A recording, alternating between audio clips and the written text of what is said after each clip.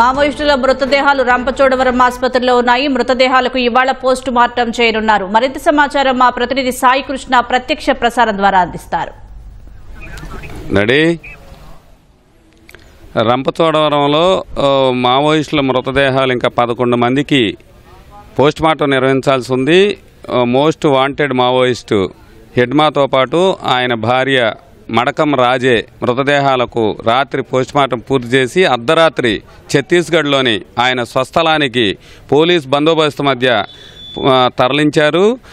సుక్మా జిల్లాలోని పూవర్తి గ్రామానికి వారి మృతదేహాలు చేరుకున్నాయి. ప్రస్తుతం అయితే 2 రోజు వరుస ఎన్కౌంటర్లతో రంపచోడవరం మన్యం దద్దరిల్లింది.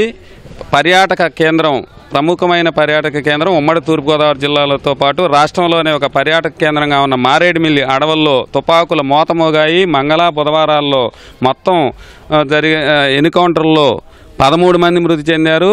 ఆ మృతదేహాలన్నీ కూడా రంపచోడవరం ఏరియా ప్రభుత్వ ఆసుపత్రికి తరలించారు. నిన్న 2 మాత్రమే పోస్ట్ మార్టం పూర్తయింది. ఇవాళ ఇంకా 11 మందికి చేయాల్సి ఉంది. ఇవాళ ఎన్ని పూర్తవుతాయనేది కూడా ఇంకా పోలీసు వర్గాలు వెల్లడించాల్సి ఉంది. ఎక్కువ మంది కూడా ఛత్తీస్గఢ్ చెందిన వారే. నిన్న జరిగిన ఎన్కౌంటర్లో శ్రీకాకుళం జిల్లాకు చెందిన టెక్ శంకర్ అనే మావోయిస్టు, ఇతను సాంకేతికంగా మావోయిస్టు విభాగానికి చాలా కీలకమైన వ్యక్తి. బాంబు బ్లాస్టులతో పాటు సాంకేతికపరమైన అంశాల్లో ఇతను ఆరితేరాడు, నిపుణుడైన ఇతను కూడా ఎన్కౌంటర్లో నిన్న జిఎం వలస వద్ద జరిగిన ఎన్కౌంటర్లో మృతి చెందాడు.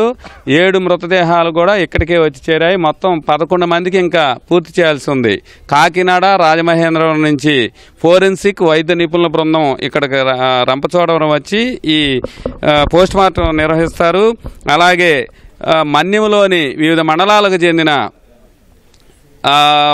రెవెన్యూ సిబ్బంది, తహసీల్దార్లు, విఆర్ఓలు, విఆర్ఏలు, అట్లాగే మహిళా సెక్రటరియట్కి సంబంధించిన పోలీసులు వీరందరి సమక్షంలో పంచనామా నిర్వహించిన తర్వాత పోస్ట్ మార్టం ప్రక్రియ ప్రారంభిస్తారు.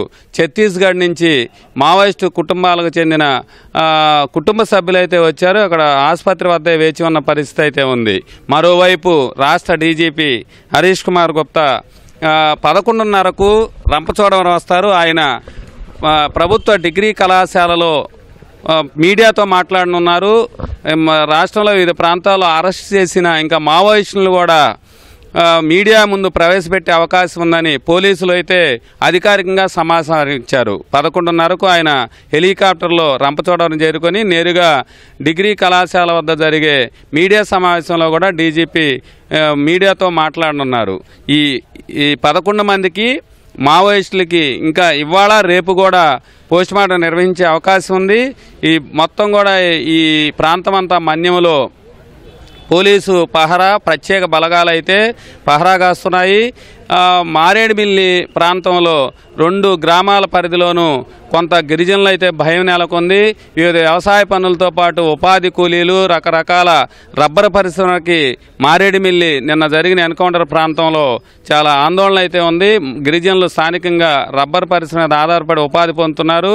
వీరందరూ కూడా కొంత భయం గుప్పిట్లు అయితే ఉన్నారు. ప్రశాంతమైన ఈ ప్రాంతంలో తుపాకుల మోతతో దద్దరిల్లటంతో స్థానిక గిరిజనుల్లో మాత్రం భయాందోళన నెలకొంది.